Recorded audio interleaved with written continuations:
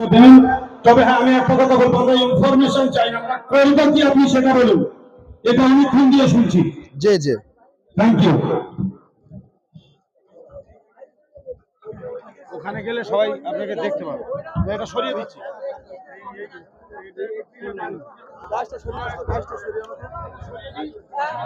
না না, এটা না, এটা করে দেন। ঠিক আছে, থাক থাক।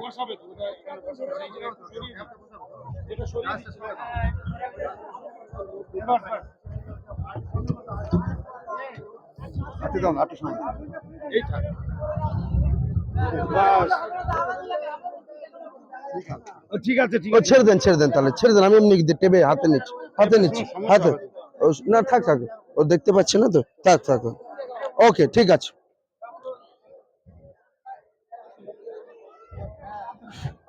হ্যালো, মাইকটা কোনটা?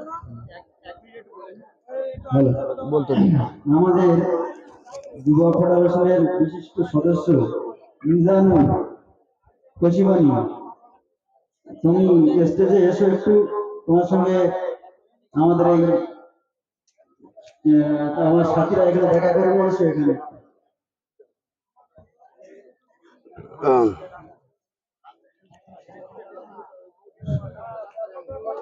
আসসালামু আলাইকুম ওয়া রাহমাতুল্লাহি ওয়া বারাকাতুহু।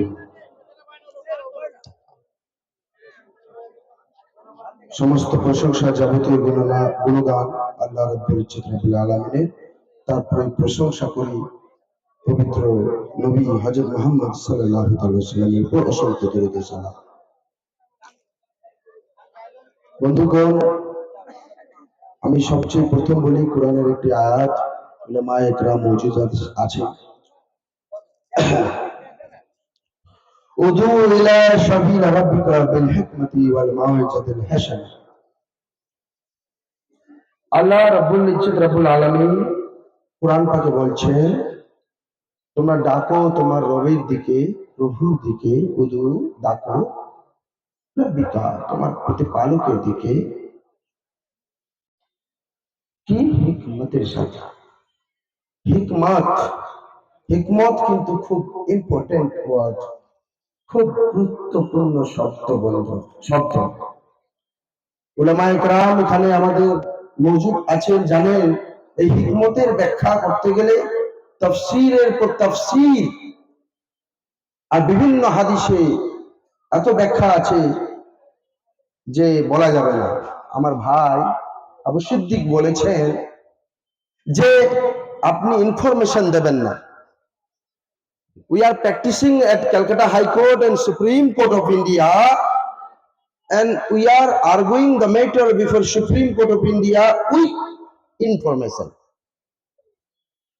কিন্তু ওই ইনফরমেশন ওই জাজদের বোঝা সহজ, কিন্তু আপনাদের বোঝা একটু কঠিন, ঠিক না? আপনাকে যদি আপনি 1 ক্লাসে পড়ছেন, 10 ক্লাসের অঙ্ক, 12 ক্লাসের অঙ্ক বোঝায়, বুঝতে পারবেন? পারবেন না। তাহলে ইনফরমেশন দিয়ে আমার লাভ নেই, কিন্তু আমি আপনাদেরকে সহজ ভাষায় কিছু দিক বলে দেবো, যাতে আপনি আপনার অন্যকে বলতে পারেন যে কেন আমরা বিরোধিতা করছি এই কালো আইনের।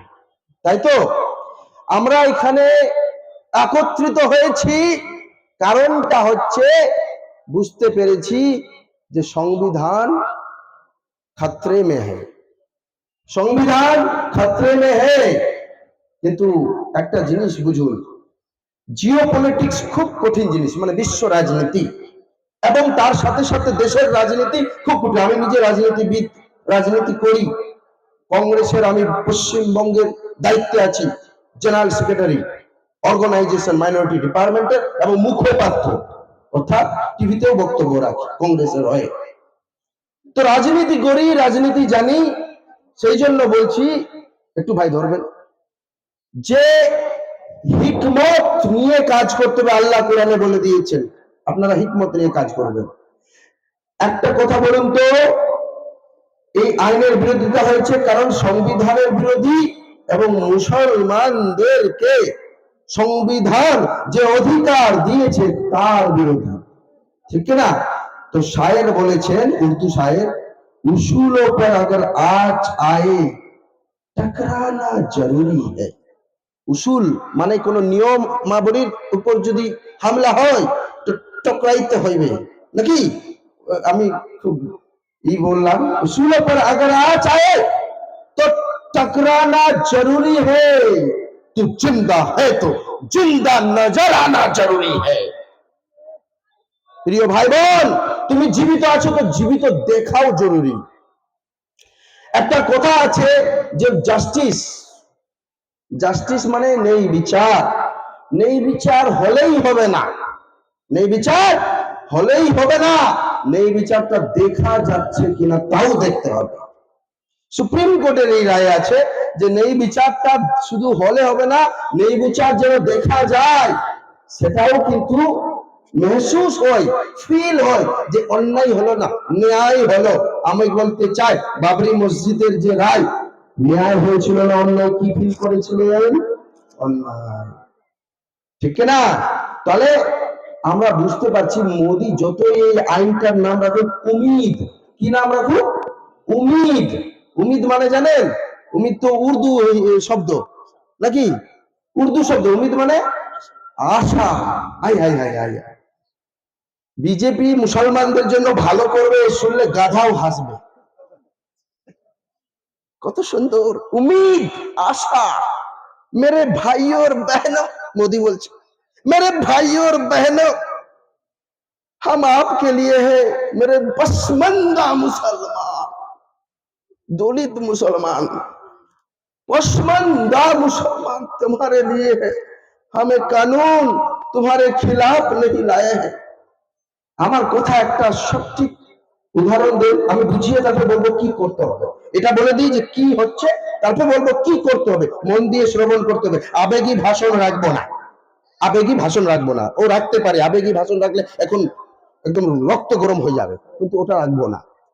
বলছে মোদি বলছে, কি বলছে যে ভাই और बहनों, इस एक कानून, মোদির মন্ত্রী কি বলছে জানেন?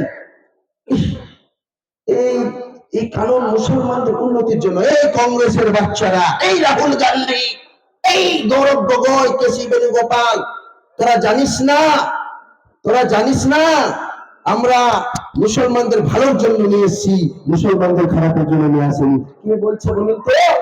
মোদিজির মন্ত্রী বলছে পার্লামেন্টে, ইউটিউবে সার্চ করে দেখে নেবেন। বলছে মুসলমানদের জন্য ভালোর জন্য নিয়ে এসেছি। তো কি ভালো? मोदी जी क्या अच्छा बात है? अच्छा बात यह है कि नाम कर दिया चेंज, नाम করে দিয়েছি চেঞ্জ। ওয়াকাবের নাম করে দিয়েছি ইউনিফাইড। ইউনিফাইড একটু আমি পড়ে শোনাচ্ছি আপনাদের, আপনারা বুঝতে সুবিধা হবে।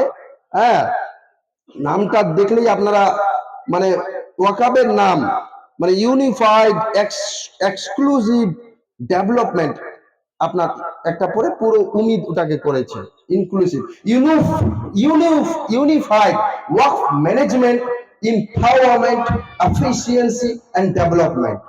ইউ দিয়ে ইউনিফাইড মানে ইউ, আর এম ম্যানেজমেন্ট দিয়ে এম, ই দিয়ে ই, আর ডি দিয়ে ডি, আর double E efficiency E, Umid.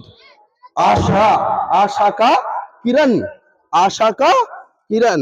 তো আমাদের একজন কংগ্রেসের এমপি আছে, নাম শুনেছেন?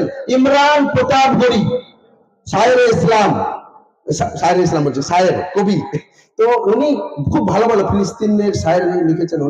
উনি উনি বলেছিলেন এ না উম্मीद है না उम्मीद का किरण, না उम्मीद है না उम्मीद का किरण। আপনি কি করতে চাইছেন? এই যে মুসলমানদেরকে যে অধিকারটা দিয়েছে ভারতীয় সংবিধান, যে মুসলমানদেরকে শুধু দেয়নি, সব ধর্মের লোককে দিয়েছে, যে প্রত্যেকটা ধর্মের লোক নিজের নিজের ধর্ম অনুসারে নিজের নিজের জিনিস কন্ট্রোল করবে, তাই না? আমি ছোট্ট উদাহরণ দিচ্ছি যে মসজিদে পুরোহিত নামাজ পড়াবে না ইমাম সাহেব মৌলানা নামাজ পড়াবে? পুরোহিত পড়াবে না, ইমাম সাহেব পড়াবে। মন্দিরে ইমাম সাহেব পুজো করাবে না পুরোহিত করাবে? পুরোহিত করাবে। সেম, এটা common sense. Law is nothing but common sense. তো আমাদের এই বাপকে দান করেছে, বলুন তো? আমাদের বাপ দাদারা দান করেছে, আমার জমি আমি দান করেছি, ওইটা ব্যবহার হবে, ও আমি বলে দিলাম, লিখে দিলাম, এই জন্য ব্যবহার হবে, জলের জন্য হবে, ইসের জন্য হবে, মসজিদের জন্য হবে, জানাজার জন্য হবে।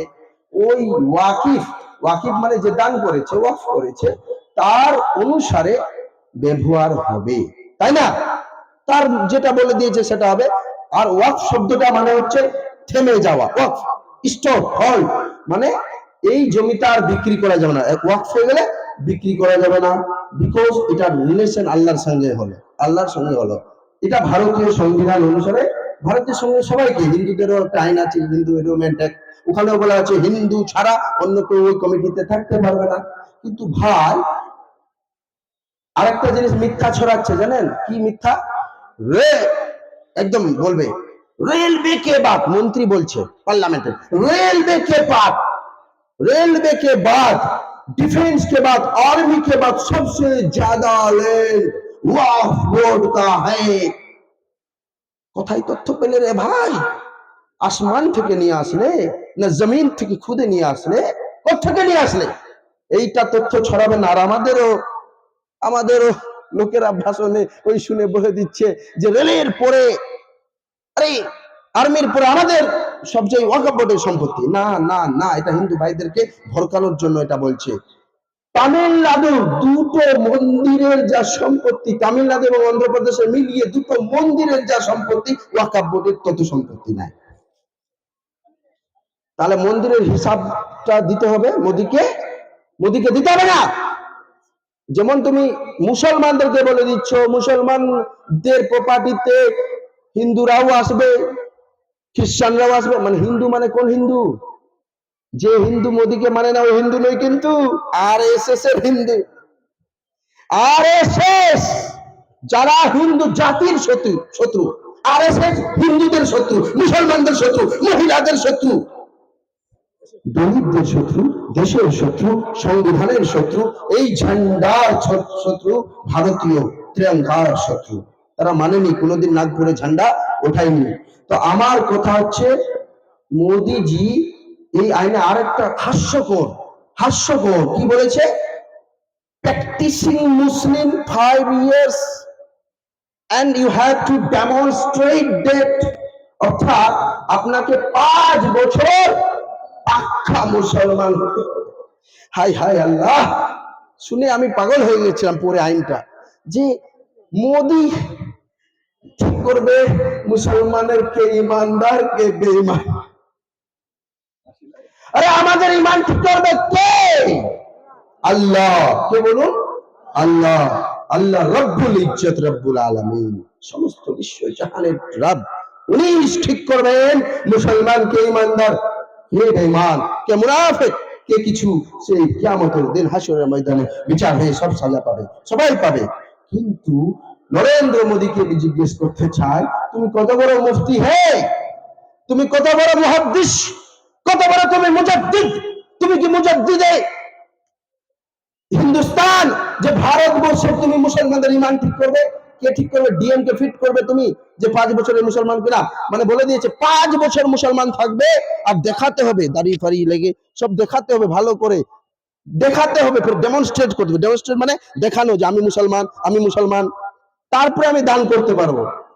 ঘোড়ার ডিম, আমার প্রপার্টি, আমার জমি, আমি ঘাসকে খাওয়াবো না কাকে খাওয়াবো? ভাইকে দেবো না বোনকে দেবো, না এনামুলকে দেবো, না হাসানকে দেবো, না আবু সিদ্দিক ভাইকে দেবো, কাকে দেবো? আমার জমি আমি ফেসলা করবো। এটা আইনে এই অধিকার কে দিয়েছে? সংবিধানের 300 ধারাতে বলে দিয়েছে রাইট টু প্রপার্টি। তো আমাদের একটা কথা বলে দিই, এই আইনে বলে দিচ্ছে যে কেউ যদি ওয়াকফ প্রপার্টি, আমি শর্ট করে বলে দিচ্ছি, ওয়াকফ প্রপার্টি যদি দখল করে রাখে, ওই দখল ছাড়ানো যাবে না। 12 বছর যদি দখল হয়ে যায়, ওই দখল ছাড়ানো যাবে না। মানে সরকার সব প্রপার্টি দখল করে নেবে, ঈদগাহ গুলো করে নেবে। ইউজার মানে কি? অনেকদিন ধরে আমাদের হাজি সাহেব, কি নাম আপনার? গোলাম আহমদ সাহেব। গোলাম আহমদ সাহেব একটা দান, ওনার বাবা দান করে গেছেন। ওনার বাবা একদিন দেখলেন যে মুসলমানরা একটা জায়গা পাচ্ছে না, একটু জানাজার নামাজটা হোক না, জায়গাটা দিয়ে দিলেন।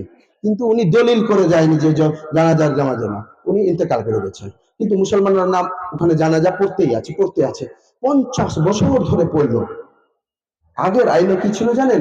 ওই যে 50 বছর পরে, মানে উনি যেহেতু বাধা আর দিলেন না, তাহলে ওটা ওয়াকাবের হলো প্রপার্টি। তো মোদিজি এটা হাটিয়ে দিচ্ছে, বলছে না ওয়াকাব ইউজার হলে হবে না, দলিল দেখাতে হবে। মোদিজি কি করছে জানেন? যেদিন ওয়াকাবের আইনটা পাস করালো, আইন করলো ওয়াকাবের বিলটা, সেদিন কি হলো জানেন?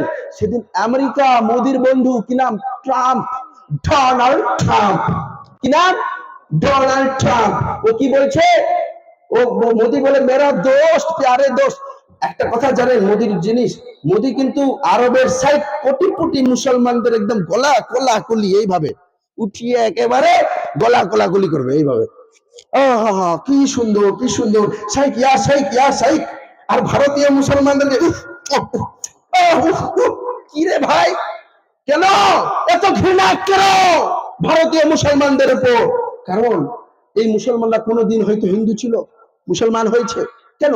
এরা তো ইসলামের আদর্শ দেখে হয়েছে। তুমি শাইখকে চুমু খাবে আর ভারতের মুসলমানদেরকে গাল দেবে, এই মানবে না, এই মানবে না। তোমার ছেলে পেলে, তোমার বন্ধুগুলো আরবে গিয়ে বিজনেস করবে, দুবাইয়ে গিয়ে বিজনেস করবে, ইয়া শাইখ ইয়া শাইখ। একটা বাবা বেরিয়েছে, বাবা ইউপিতে ধুরন্ধর শাস্ত্রী, বাবা বাগেশ্বর ধাম বেরিয়েছে না? ওই বাবাটা কি বলছে? ও খুব গালি দিল মুসলমানদের, কিছুদিন খুব গালি দিল, আর হট করে দুবাইয়ে ভিসা পেয়ে গেছে আর দৌড়ে গেছে, ইয়া শাইখ কাইফা হাল, হালু তাইয়ুন না ইসমুক, হালু তাইয়ুন আরবি একদম। তো এইরকম ঘটনা হয়েছে। তো মোদি মুসলমানদের ভালো কোনোদিন চাইছে না, চাইবে না। গুজরাট থেকে দাঙ্গাবাজ দাঙ্গা লাগিয়ে লাগিয়ে লাগিয়ে আজকে ভারতবর্ষের হিন্দুদের ভুল বুঝিয়ে বুঝিয়ে, কিন্তু আমি বলছি আপনাদেরকে, সব হিন্দুরা কিন্তু মোদিকে ভোট দেয়নি। কিছু অঙ্কের রাজনীতিতে জিতে গেছে মাত্র 34। ধরুন 100টা লোক আছে দেশে, 100-র মধ্যে 34 জনকে ভোট দিয়েছে, বাকি কেউ দেয়নি। তাহলে আমাদের শত্রু হিন্দুরা কি নয়? আমাদের হিন্দুদেরও শত্রু মোদি। কেন? মোদি জঙ্গল দখল করছে, মোদি গ্যাসের দাম বাড়াচ্ছে, মোদি জিনিসপত্রের দাম বাড়াচ্ছে, মেডিকেলের দাম বাড়াচ্ছে। আমি বলছি, আমি মুসলমান, কিছু দেওয়ার দরকার নেই। মোদিজি হিন্দুদেরকে সব ফ্রিতে 15 লাখ টাকা দিয়ে দাও, যেটা বলেছিল ওনার টাকলা বলছি কি নাম ওনার, অমিত শাহ, ওনাকে বলছে, কি বলছে, ওনাকে বলছে मोदी जी ने कहा था, सांबादिक जी से, मोदी जी ने कहा था कि 15 लाख आएगा, 100 स्मार्ट सिटी आएगा, देश में खुशहाल होगा, हर साल 2 करोड़ नौकरी होगा। आप बताइए कैसे होगा, क्या होगा? अरे भाई राजनीति है, इसमें जुमला देना पड़ता है, जुमला। তো হিন্দুদের জুমলা দিয়েছে, মুসলমানদেরও জুমলা দিচ্ছে। এখন এই আইনটাকে আমরা, এবার প্রশ্নে আসি, ভাইয়ের প্রশ্ন, এই আইনটাকে আমরা প্রতিহত করব কিভাবে? খুব কঠিন প্রশ্ন। আইন নিয়ে আমরা হাইকোর্টে, সুপ্রিম কোর্টে, আমি প্রচুর, বারুইপুরের একটা মামলা করেছি, পুলিশ মেরে ফেলেছিল 4 জনকে, আমি মামলা লড়েছিলাম। 4 জনকে চাকরি 5 লক্ষ করে 20 লক্ষ টাকা সহ পুলিশদের সাসপেন্ড করিয়েছিলাম। অনেক পুলিশদের দেখে নিয়েছি, দক্ষিণেশ্বরের পুলিশের সাসপেন্ড করিয়ে দিয়েছিলাম, ভুলভাল কাজ করে। তো আইন দিয়ে করতে হয়। তো সুপ্রিম কোর্টেও আমরা লড়বো এই মামলাটা, আর্গুমেন্ট রাখবো, বড় বড় আর্গুমেন্ট বই, এই টেপ দেখছেন, এই টেপে সব ভরে নিয়ে যাব, সুপ্রিম কোর্টে আর্গুমেন্ট রাখবো। কিন্তু প্রশ্ন হচ্ছে কিভাবে প্রতিহত হবে। আমি শুরুতে বলেছি, তুই জিন্দা है তো জিন্দা নজর আনা জরুরি है। তুমি জীবিত আছো, কে আছো, और तुम जिंदा है तो जिंदा नजर आना जरूरी है। হ্যাঁ, একটু শান্ত হন, আবেগ প্রবল হবেন না। আস্তে আস্তে গ্যাসটা আসছে, আবেগ প্রবল হবেন না, শান্তিতে রাখুন। আমি হ্যাঁ শান্ত হন, আপনাদের কাছে অনুরোধ জানাচ্ছি, আপনারা শান্ত হন। আমাদের মধ্যে উপস্থিত হচ্ছেন কলকাতা হাইকোর্টের বিশিষ্ট আইনজীবী মুফাক্কিরুল ইসলাম। একটা তকবীর দেবেন, নারায়ে তাকবীর, নারায়ে তাকবীর। শান্তিপূর্ণভাবে আন্দোলন করবো আমরা, প্রোটেস্ট শান্তিপূর্ণভাবে হবে, বিশৃঙ্খলা হবে না। ভাই বসুন। সবার আগে যিনি রাজপথে মুখ চিনতে দাঁড়িয়ে থাকেন, কোন বিপর্যয় হলে সেই আমার মুবাক্কারুল ভাই, আপনারা জানেন সেই নূপুর শর্মার সময় এখানে এসেছিলেন, তিনিও এসেছেন আজকে। মুবাক্কারুল ইসলাম ভাই, মুবাক্কারুল ইসলাম ভাই, নারায়ে তাকবীর, নারায়ে তাকবীর, মুবাক্কারুল ইসলাম ভাই, মুবাক্কারুল ইসলাম ভাই। শান্ত হন আপনারা, যে উনি আসছেন, মুফাক্কুল ভাই আসছেন। নারায়ে তাকবীর, নারায়ে তাকবীর, নারায়ে তাকবীর, নারায়ে তাকবীর।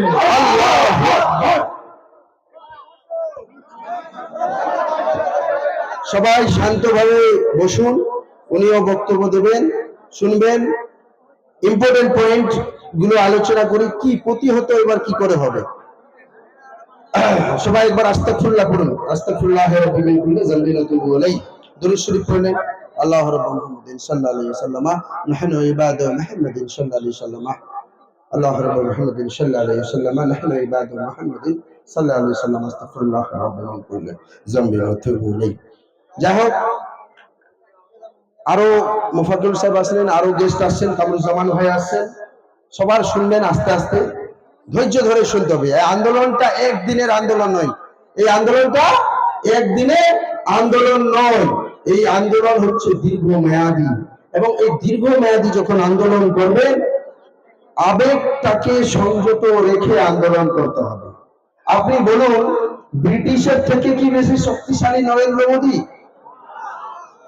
এদিকে ভাই বললেন না, ব্রিটিশের থেকে বেশি শক্তিশালী নরেন্দ্র মোদী? ব্রিটিশের থেকে তো কম শক্তিশালী না। ব্রিটিশ পুরো বিশ্ব প্রায় রাজ করতো, আর নরেন্দ্র মোদী ভারতবর্ষে, আর আমিরাতে গিয়ে, আরবে গিয়ে একদম কচু হয়ে যায় নাকি। তো ঠিক আছে, তো নরেন্দ্র মোদী ব্রিটিশের থেকে বেশি শক্তিশালী না, কিন্তু ব্রিটিশকে তাড়িয়েছে কে? এই ভারতের মানুষ নাকি। কিভাবে তাড়িয়েছে? ভারতের ধর্ম নিরপেক্ষ গণতান্ত্রিক মানুষজন, হিন্দু, মুসলমান, শিখ, ইসাই সবাই মিলে কিভাবে দাঁড়িয়েছে? বিভিন্ন ধর্ণা, আন্দোলন, এবং বিশেষ অনেকগুলো নেতাজি সুভাষ চন্দ্র বোসের অবদান আছে, সেটা আলাদা বিষয়। কিন্তু সবচেয়ে বেশি প্রভাবকারী আন্দোলন ছিল গান্ধীজি। কার ছিল? গান্ধীজি। গান্ধীজি ইভেন মুসলমানদের জন্য তুর্কিতে যখন খিলাফত বন্ধ হলো, উনি খিলাফত আন্দোলন করলেন, উনি লবণ সত্যাগ্রহ আন্দোলন করলেন। তাহলে আপনাকে ওনার আন্দোলন কি ছিল? হিংসা নয়, শান্তি চাই, কিন্তু তোমাকে মাথা নামাবো। অর্থাৎ আপনাদেরকে প্রথমে আন্দোলনের প্রকৃতি, গতি ঠিক করতে হবে, যে আন্দোলন হিংসা করে হবে, অস্ত্র দিয়ে হবে, শস্ত্র দিয়ে হবে না। এই আন্দোলন হিংসা দিয়ে হবে না, অস্ত্র দিয়ে হবে না, শস্ত্র দিয়ে হবে না। এই আন্দোলন ভারতের সংবিধানের অধিকার, right two protest, peaceful agitation, অর্থাৎ শান্তিপূর্ণ আন্দোলন করতে হবে, ধর্ণা করতে হবে, দরকার পড়লে 10 দিন না খেয়ে রোজা রাখতে হবে, সত্যাগ্রহ, রোজা রাখতে হবে, 1 মাস রোজা রাখতে হবে। দেখেননি মমতা ব্যানার্জি মুখ্যমন্ত্রীর আগে শুয়ে পড়তেন, ধর্ণা দিতেন, না খেয়ে ভূখ হরতাল। সব একদম আমরা দিল্লি চলে যাব, দিল্লি গিয়ে পার্লামেন্টের সামনে রামলীলা ময়দান পুলিশের পারমিশন নিয়ে ধর্ণায় বসে যাব, যতদিন এই আইন না প্রত্যাহার করা আছে আমরা এখান থেকে উঠবো না, খাবো না, জলপান করবো না। আমরা তো রোজা রাখি, রোজা রাখি কিনা? তো আমরা এইভাবে আন্দোলন করবো, আমরা জিনিস ভাঙচুর করবো না, আমরা আমাদের শত্রুকে। এবার আপনাকে একটা তথ্য দিই, পার্লামেন্টে যখন এই আইনটা রাখা হচ্ছিল, এই আইনটা আসার সঙ্গে সঙ্গে বিরোধিতা হয়েছে, কংগ্রেস সহ ইন্ডিয়া জোটের সবাই বিরোধিতা করেছে। তারপরে যখন আইনটা পাস হবে, তখন ডিবেট হয়েছে, ডিবেট মানে চর্চা, চর্চা হয়েছে রাতারাতি। ওই ডিবেটে পরে যখন আইনটা পাস হবে, ভোট দিয়েছে 288 জন পক্ষে ভোট দিয়েছে আইনটার পক্ষে। কত? 288, 288 পক্ষে ভোট দিয়েছে। বিপক্ষে কত ভোট দিয়েছে জানেন কেউ? 232। 232-এর মধ্যে মুসলমান কজন বলুন? 40 জন। তো বলুন তো ভাই, বাকি কত বাঁচলো? কত বাঁচলো? 192। তো 192 আমার হিন্দু ভাই আমার খ্রিস্টান ভাই, আমার শিখ ভাই সবচেয়ে বেশি ভোট দিয়েছে। দিয়েছে কিনা? তাহলে হিন্দুরা কি আমার শত্রু? না। খ্রিস্টানরা আমার শত্রু? না। ইভেন আপনাকে তথ্য দিই, RSS এর একটা পত্রিকার নাম হচ্ছে অর্গানাইজার। কি পত্রিকা? অর্গানাইজার। অর্গানাইজার পত্রিকায় লিখছে, ওটা পত্রিকা ওদের ভিতরে পড়ানো হয় সবকিছু, ওই পত্রিকায় লিখছে মুসলমানদের তো হলো, এবার দ্বিতীয় খ্রিস্টানদের উপর হবে। বুঝতে পারছেন? তারপরে কি করবে? তারপরে বলবে এই শঙ্কর আচার্য হিন্দুগুলো হিন্দু নয়, এদের দখল করো। লিঙ্গায়তরা হিন্দু নয়, বৈষ্ণবরা হিন্দু নয়, এই করে করে ওদের সম্পত্তি দখল করবে। তাহলে মুসলমানদেরও করবে আগে, যেহেতু মুসলমানদের প্রতি বিশাল রাগ মোদিজি, কি যে জ্বলে আছে আমি জানি না, কি ভিতর আছে, কিন্তু তারপরে সবাইকে করবে। আর দেশটাকে তো কাবু করে দিচ্ছে, শেষ করে দিচ্ছে, ধ্বংস করে দিচ্ছে, অর্থনীতি শেষ। তো নরেন্দ্র মোদী সবার শত্রু, শুধু মুসলমানদের শত্রু নয়, সবার শত্রু। তো আমাদেরকে দুটো করতে হবে, একটা হচ্ছে আন্দোলন, মানে তুই জিন্দা है তো জিন্দা নজর আনা জরুরি है, জিন্দাটা দেখতে হবে যে জিন্দা আছে না। আগে তোমার অধিকার নিয়ে তুমি আন্দোলনে নামলে অন্যরা ভাইরা আসবে না, সবাইকে মিলে আন্দোলনে আসতে হবে, কিন্তু তোমাকেও আগে বের হতে হবে। দ্বিতীয়ত আমাদেরকে পার্লামেন্টে রাজনীতিতে বেশি বেশি করে আসতে হবে ভাই। আমরা অনেক সময় বলে রাজনীতি করব না, কিন্তু দেশ বিদেশ সারা দুনিয়া রাজনীতি চলায়। আর আল্লাহ রসুল সাল্লাল্লাহু আলাইহি সাল্লাম বলেছেন, কোরআনে বলেছেন ইন্না দীনা ইনদাল্লাহিল ইসলাম। নাকি ইসলাম কি? ইন্না দীনা ইনদাল্লাহিল ইসলাম। ইসলাম হচ্ছে দ্বীন। কি? উলামায়ে কেরাম এখানে মওজুদ আছেন, আপনারা অ্যাটেনশন দিবেন যে দ্বীন মানে কি? বলুন তো দ্বীন মানে কি? কেউ বলুন তো। দ্বীন মানে ধর্ম না। দ্বীনের যদি আরবি শব্দটার পারিভাষিক মানে ওর অর্থ বের করেন, তো বিভিন্ন ডিকশনারিতেও দেখতে পারেন দ্বীন শব্দের অ্যাকচুয়াল অর্থ কমপ্লিট কোড অফ লাইফ, সম্পূর্ণ জীবন ব্যবস্থা, পূর্ণাঙ্গ জীবন ব্যবস্থা। তো জীবন ব্যবস্থার মধ্যে রাজনীতি বাদ গেছে? বাদ গেছে কি? বাদ যায়নি। তো যারা বলে রাজনীতি করবো না, আরে ভাই তুমি ভোট দিচ্ছ মানে রাজনীতি করছো। তো রাজনীতি করে বুদ্ধি দিয়ে সরকার মোদির ফেলতে হবে। সে প্রধানমন্ত্রী কাকে করবেন আপনারা ঠিক করবেন। আমি কংগ্রেসের বলে আপনারা তৃণমূলের হতে পারেন, এই জন্য বলছি না যে রাহুল গান্ধীকেই করবেন, কিন্তু আমি কংগ্রেসি হয়ে বলবো তো যাকেই প্রধান মুফাদ্দল ভাই হচ্ছে ওনাকে করুন, তো ওনাকেই করুন, যাকেই করুন না কেন প্রধানমন্ত্রী করতে হবে আমাদের ভারতের গণতান্ত্রিক প্রক্রিয়ায় বিশ্বাসী, সংবিধানে বিশ্বাসী, এই দেশের সার্বভৌমত্ব বিশ্বাসী, দেশের ভালোবাসা সম্প্রীতির মধ্যে বিশ্বাসী এরকম ব্যক্তি আমি আমার নজরে দেখতে পাচ্ছি রাহুল গান্ধীজি। কিন্তু উনাকে করতে গেলে সবাইকে সাপোর্ট দিয়ে করতে হবে, এবং এমপি আপনার এখান থেকেও বানাতে হবে যারা সাপোর্ট করবে। এই করে এই আইন হয়ে গেছে, লাগু হয়ে গেছে। আমি ওয়াকফ বোর্ডের যিনি সিইও আছে, চিফ এক্সিকিউটিভ অফিসার, ওনাকে ফোন করেছিলাম, বললাম ভাইজান আপনার কি লাগু হয়ে গেছে? বলছে দাদা কি করবো, লাগু তো হয়ে গেছে, আইন পাস হয়ে গেছে। মমতা ব্যানার্জি বলছে না যে লাগু করতে দেব না, করতে দেব না। লাগু করতে দেবেন না, লাগু তো হয়ে গেছে। মানে আপনি ভাউতাবাজি খেলছেন। আপনি আগে পার্লামেন্টে রেজুলেশন নিয়ে আসুন, বিধানসভায় রেজুলেশন নিয়ে আসুন যে আইনের বিরোধিতা করছে। যদিও এই আইনটাকে তবু মানতে হবে, কিন্তু একে আমাদের পার্লামেন্ট রিপিল করতে হবে। আর সুপ্রিম কোর্টে আমাদের কংগ্রেস থেকে শুরু করে, আসাদুদ্দিন ওবেসি থেকে শুরু করে, ইমরান প্রতাপগুলি থেকে শুরু করে, মালদার সাংসদ ঈশা খান চৌধুরী থেকে শুরু করে, তৃণমূলের সাংসদ মহুয়া মৈত্র থেকে শুরু করে বহুজন কেস করেছে, আমিও কেস করেছি। সুপ্রিম কোর্টে কেসের প্রক্রিয়ায় আছে। ইনশাআল্লাহ সুপ্রিম কোর্টে এটা নিয়ে আমরা লড়তে হবে।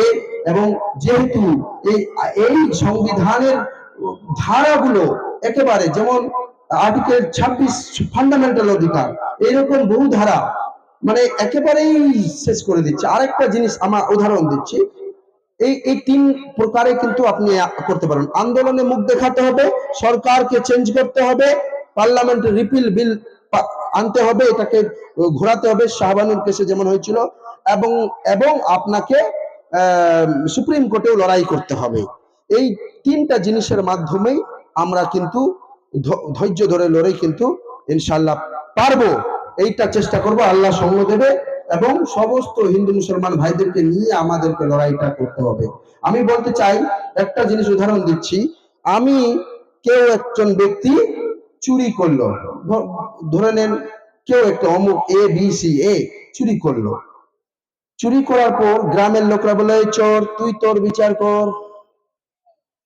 নিজেই চুরি করেছি, নিজেই বিচার করতে পারবো? পারবো কি? এটা তো কমন সেন্স বলছে পারবো না। আইনে কি বলছে? You can not B A জাজ, you should not B A জাজ অফ ইউর অন কজ। আইনে বলছে তুমি জাজ হতে পারবে না তোমার জিনিসে, তুমি যেই কজের তোমার মধ্যে স্বার্থ আছে ওটা জাজ হতে পারবে না। হতে পারবে? পারবে না। এই আইনে ডিএম কে পাওয়ার দেওয়া হচ্ছে যে আপনার মসজিদটা সরকারি হবে না ওয়াকাবের হবে। সবচেয়ে বেশি ওয়াকাবের সম্পত্তি যদি কেউ দখল করে রেখে থাকে, ও হচ্ছে সরকারেরাই দখল করে রেখেছে। তারপরে কিছু মুসলমানরাও দখল করে রেখেছে, মানে মানে কি বলবো, আমি বলছি না। সরকার সবচেয়ে বেশি দখল করে রেখেছে। তো ডিএম কি সরকারের বাইরে? না। আগের আইন কি ছিল? কিরেন রিজিজু মন্ত্রী যে আইনটা পেশ করেছিল পার্লামেন্টে, ও কি বলছে? ও বলছে যে আমরা এই আইনটাকে এমন ভাবে তৈরি করেছি, এমন ভাবে করেছি যে এটা জাস্টিস দেবে। আরেকটা জিনিস মিথ্যা ছড়ানো হচ্ছে যে ওয়াকফ ট্রাইব্যুনালটা যা বলতো তাই হয়ে যেত। ওয়াকফ ট্রাইব্যুনালের সিদ্ধান্তই শেষ সিদ্ধান্ত, এটা মিথ্যা ছড়ানো হচ্ছে। ওয়াকফ ট্রাইব্যুনাল কি? এমন ভাবে ওরা ব্যক্ত করছে যে ওয়াকফ ট্রাইব্যুনাল না, এটা একটা পঞ্চায়েত। মুসলমানদের ওই ট্রাইব্যুনালে বসে থাকে আমাদের কি নাম আপনার গোলাম মুর্তজা সাহেব বসে থাকেন বিচারকের আসনে, এরকম মনে করানো হচ্ছে।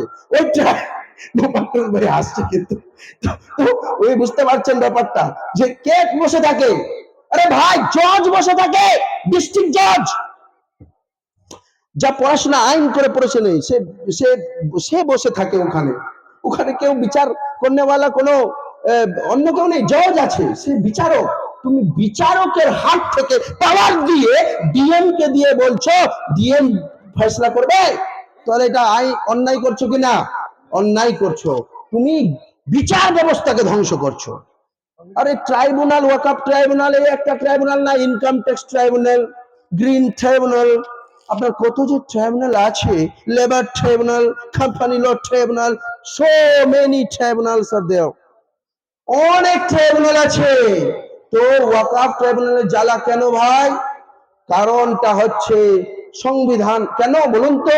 মোদি কিন্তু বলেছিল ভোটের আগে, আব কি বার 400 পার তো সংবিধান ভি পার। এবার যদি 400 পার হয়ে যেত, সংবিধানকেও শেষ মানে ধ্বংস করে দিতাম। কিন্তু সংবিধান ডাইরেক্টলি ধ্বংস করতে পারছে না, কারণ এই ভারতবর্ষের বাংলার হিন্দু, বাংলার মুসলমান, বাংলার খ্রিস্টান সবাই কিন্তু এক হয়ে আছে।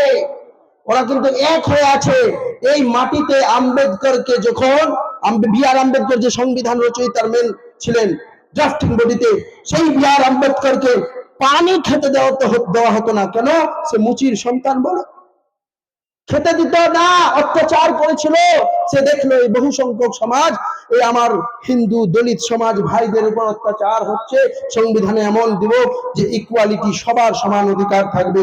কিন্তু ভারতবর্ষের এখনো বলছি, রাহুল গান্ধী আহমেদাবাদে বলেছে এই আইন সংবিধান বিরোধী, এবং সবাই আন্দোলন করছে, কংগ্রেস আন্দোলন করছে, জায়গা জায়গায় আন্দোলন করছে, বিক্ষোভ করছে, পার্লামেন্টে লড়ছে, সুপ্রিম কোর্টে লড়ছে। আমাদেরকে হিন্দু মুসলমান এক হয়ে আরেকটা কথা বলি, রাম মন্দির যখন তৈরি হচ্ছিল, রাম মন্দিরের নিয়ম কানুন শাস্ত্র অনুযায়ী মানেনি। শঙ্কর আচার্য গুলো বললো, শঙ্কর আচার্য গুলোকে আতঙ্কবাদী মেনে দিল মোদী। ও কেমন ধার্মিক? ও কোনো ধার্মিক না, ও কোনো ধার্মিক নয়। ওর একটাই দাবি, কি দাবি জানেন? একটাই দাবি, হাম দো হামারা দো। কি? হাম দো হামারা দো, আমরা দুজন আমাদের দুজন। অর্থাৎ আমি মোদি আর অমিত শাহ, আদানি আম্বানি। ঝাড়খণ্ডের জঙ্গল, হায়দ্রাবাদের জঙ্গল রেল বিক্রি করে দিচ্ছে। ও রেল বিক্রি যদি করে দেয়, রেল তো সবার সম্পত্তি নাকি? সব ভারতবাসীর সম্পত্তি। রেল হাওয়াই আড্ডা মানে এরোপ্লেনের জায়গাগুলো এগুলো সব বিক্রি করে দিচ্ছে, জমি বিক্রি করে দিচ্ছে, আদিবাসীদের করে দিচ্ছে। তো মুসলমানদেরও করতে কিছু নয়। সেই জন্য মুসলমানদেরকে, আমাদেরকে এবং হিন্দুদেরকে সবাইকে মিলিয়ে সবার জন্য লড়াই করতে হবে। আরেকটা আইন নিয়ে আসছে এরপরে। কিছুদিন আগে জানেন উকিল বাবু আছেন, মোফাক্কুরুল ভাই আছে, আমিও আছি, উকিল বাবুদের বিরুদ্ধে আইন নিয়ে এসেছিল যে উকিল বাবুদের পাওয়ার শেষ, ওদের উপর সাজা দেব। এমন উকিল বাবুরা সুপ্রিম কোর্ট আর হাইকোর্ট মোদি ভক্ত উকিল বাবুরা বলছে বাপরে বাপ, জানের পর চলে এসছে, এবার আমাকে লড়াই করতে হবে, মোদি ভক্ত হলে হবে না। দৌড়ে গিয়ে লড়াই করেছে আর মোদি ভয়ে পাস করায়নি। তাহলে মোদিকে শুধু মুসলমানরা লড়লে খুশি হবে। খুশি হবে কেন জানেন? হ্যাঁ, এই মুসলমানদেরকে দেখবে আর হিন্দুরা ভয় পাবে আর ভয়ে আমাকে শপথ দিবে। ওই জন্য মুসলমান, আমি দেখলাম এর আগের সভা কোথায় হচ্ছিল, সভাটা মালঞ্চতে, দেখলাম খ্রিস্টান পাদ্রীরা বসে আছে, সব সুন্দর লাগলো। এরকম কোন মঠের পুরোহিতকে বসান, একসাথে দুই ভাই মিলে মঠের পুরোহিত, আমার সঙ্গে আমার অ্যাসিস্ট্যান্ট বিশ্বজিৎ প্রামাণিক পুরোহিত রয়, পুজো করে সে থাকে। তো এরকম সবাই মিলে যখন আপনি আন্দোলন করবেন মিলে, তখন মোদি কেন, মোদির আরএসএসও আপনাকে এই বিল, এই একটাকে প্রত্যাহার করতে বাধ্য হবে। আমি শেষ করি ভাই নাকি না? ঠিক আছে। তো আমি এটাই বলতে চাইছি যে আমাদেরকে লড়াই করতে হবে একসাথে, ভালোবেসে প্রেম দিয়ে, হিন্দু মুসলমান সবাইকে নিয়ে। এটা সংবিধান বাঁচাও, ভারত বাঁচাও। আমি বলবো সংবিধান বাঁচাও, আপনারা বলবেন ভারত বাঁচাও। সংবিধান বাঁচাও, সংবিধান বাঁচাও। আমি বলবো ভারত বাঁচাও, আপনারা বলবেন সংবিধান বাঁচাও। ভারত বাঁচাও, ভারত বাঁচাও, ভারত বাঁচাও। আমি বলবো হিন্দু মুসলিম ঐক্য, আপনারা বলবেন জিন্দাবাদ। হিন্দু মুসলিম ঐক্য ও না, হিন্দু মুসলিম ঐক্য যেন ঐক্য থাকে। কি বলে ওটাকে ভাই? হিন্দু মুসলিম, হ্যাঁ ঠিক, হিন্দু মুসলিম জোরে বলুন, হিন্দু মুসলিম। এক বৃন্তে যদি কুসুম হিন্দু মুসলমান, হিন্দু তাহার নহন মুসলিম তাহার পা। এই কবি সাম্যের কবি কাজী নজরুল ইসলাম বলেছেন হিন্দু মুসলমান ভাই ভাই আমরা আপস। আর একজন শায়ের বলেছেন যে হিন্দু মুসলিম শিখ ইসাই আপস মে হে ভাই ভাই। তো আমরা সবাই ভাই ভাই, আমরা ঐক্যের ডাক দেব একসাথে। আমি হিন্দু ভাইদের বলবো, প্রচুর ওরা লড়াই করতে যাচ্ছে, তারা সবাই মিলে যেন আসে, একসাথে আমরা লড়াই করব, এই আন্দোলন করব, সুপ্রিম কোর্টে লড়বো, পার্লামেন্টে মোদীকে হারাবো, আগামী দিনে ভোটে হারাবো।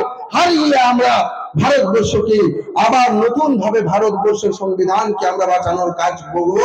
সংবিধান বাঁচাও, ভারত বাঁচাও, ভারত বাঁচাও, সংবিধান বাঁচাও, ভারত বাঁচাও, संविधान बचाओ। আমি শেষ করতে চাইছি যে सरफरोशी की तमन्ना अब हमारे दिल में है, देखना है चोर कितना बाजू एक का दिल में है। नारे तकबीर, नारे तकबीर, नारे तकबीर। জল দেন তো ভাই, 1 নম্বর